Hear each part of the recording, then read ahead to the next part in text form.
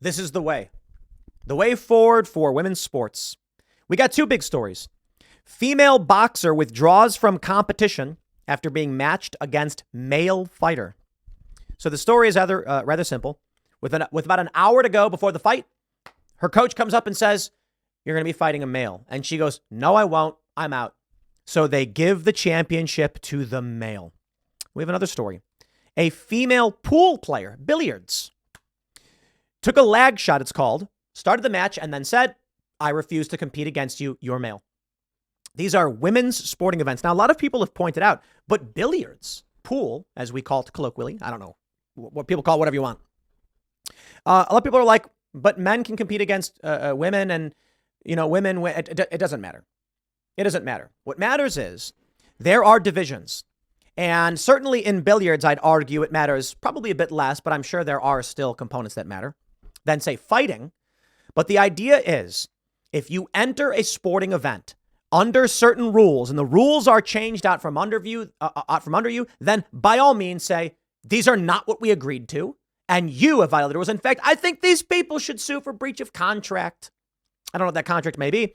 But if the argument is it's a women's division and they want to make the argument that males can fight in it, now you've got some real interesting questions to be asked. This is a story from Redux. They say, a female boxer withdrew from a provincial championship in Quebec after learning that her opponent was biologically male, leading to him winning the competition by default. Dr. Katia Bissonnette of Saguenay says she was matched against transgender fighter Maya Walmsley with no notice. The 2023 Provincial Golden Glove Championship took place October 27th to 29th in Victoriaville, Quebec, hosted by the Quebec Boxing Federation in collaboration with the KO 96 Boxing Club. But the tournament, which intended to give novices the opportunity to qualify for the Canadian Championship in December, attracted controversy after Bissonnette announced her withdrawal. Speaking of Redux, Bissonnette, who works as a psychologist in Jonquière, probably pronouncing that wrong, explained that she learned Walmsley was male 1 hour before she was set to step in the ring. I came down from my hotel room to head towards the room where all the boxers were warming up. My coach suddenly took me aside and told me he received information by text message, which he had then validated, that my opponent was not a woman by birth. We did not have any other additional information.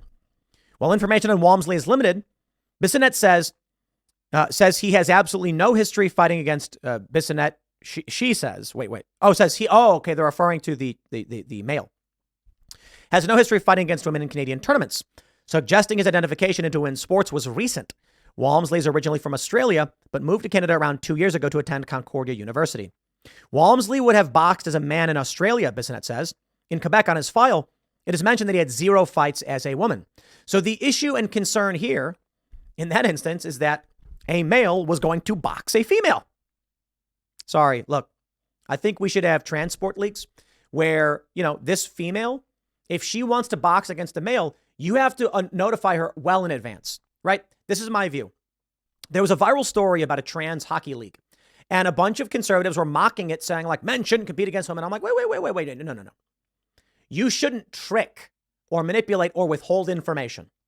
If a biological female is told she is entering the all-gender league, which means she might fight males or females, and she chooses to, awesome. That's what it's all about. And people can compete against whoever they want to. The problem is you have a women's division where female fighters and athletes are told it is only female, and then at the last minute they say, by the way, we've changed the rules and you are no longer in the league you think you are.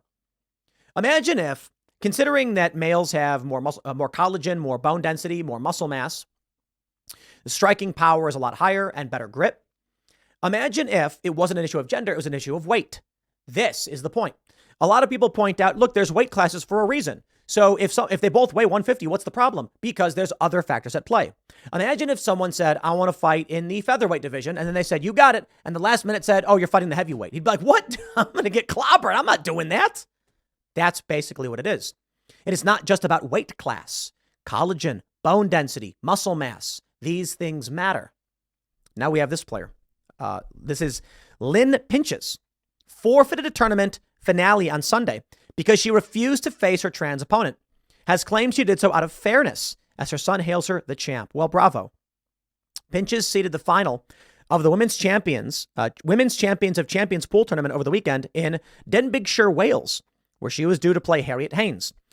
Pinches took her lag shot to officially start the encounter, but soon after shook hands with Haynes, and the referee packed her cue away and left the arena. Pontins in Prestatyn? Is that it, the arena? Haynes was left surprised, but ultimately took the crown, with Pinches finishing the runner-up as a result of her decision, although her son has been quick to praise her decision.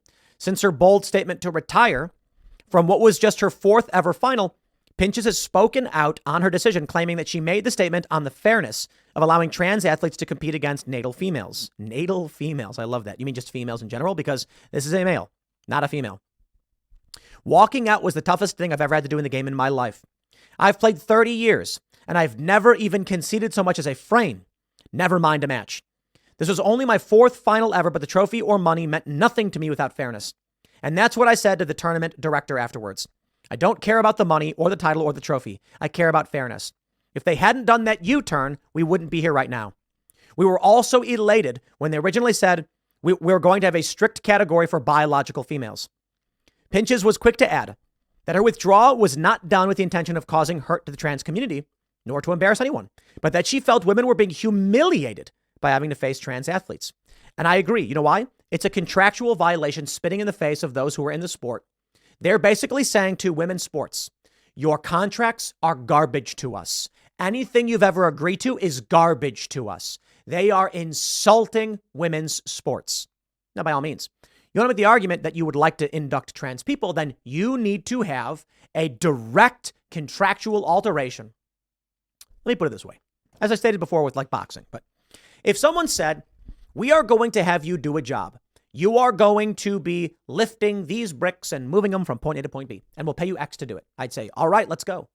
Then one day you show up and they say, oh, by the way, it's now gold bars. I'd say, wait, hold on. That's not what we agreed on. You've changed the parameters of which my job is supposed to be. And they say, well, you know, we're going to do it anyway, and you're a bigot if you, what? Gold is way denser and heavier than just like a brick. Doesn't matter. All that matters is this. I don't care what the terms are. If you alter a contract in any direction, these parties have a right to challenge you for this breach. This woman is competing for 30 years. She's made 4 finals. You can't change the parameters of the tournament without people agreeing to it. If women want to compete against trans identified males, then by all means, they can. But if the women's division is formulated around specific contractual agreements, changing that I believe everyone should be suing. They're going to say, guidance from the English Pool Association dictates that trans athletes should be allowed to play in informal matches and pool competitions facing no further verification of their sex than any other player. Part of Pinch's frustration stems from the fact that pool players were given assurances that non-binary and trans players would not play against females. Only for the World 8-Ball Pool Federation and Ultimate Pool Group to then U-turn last month. The 50-year-old based in Norwich told the Telegraph that going teetotal 3 years ago had sparked a run of brilliant form and was offered a professional spot after reaching a top 20 ranking. Oh, wow. Drinking was bad. That's the first time in my career that I'd been asked and I'd paid $200 for the spot. But when they did a U-turn, I got my money back, she added. My trust has just gone out the window. You see, there you go. She got her money back. Good. Pinch's decision to seed the final of the tournament was a popular one inside the arena, with many fans heard cheering and shouts of "Yes, Lynn" were audible from the footage of the event. It has also proven to be a popular decision on social media after her son posted a picture of Pinches with the caption, "The Champ." A number of accounts messaged their support. I would like to say the top female pool player and the champion of champions is Pinches because the opponent was male. We had this with Taylor Silverman. She was competing in a bunch of contests and she lost to males. And so we gave her the top female division check, covering the difference that she would have won from these contests were it not for the male she was competing against. And my point is simply this. If the competition is for the best female skateboarder, then the prize money should be awarded to the top female skateboarder. If a male wants to compete, that's fine, but they're not the top woman or top female. This is an absurdity. And it is, in my opinion, breaking the contractual agreements we have when it comes to women's sports. We do not have women's sports because sometimes people wear dresses. End of story. We have women's sports because males and females are biologically different. Altering your body in a certain way does not make you qualify for anything else. Imagine this. How about we play this game? You have an African-American scholarship. So a dude goes to the doctor and gets skin pigmentation done and then says, now I qualify. Is that what makes someone black? No, there's a lot more that goes into it. We wouldn't allow that, would we? So I'm not going to tolerate any of these arguments.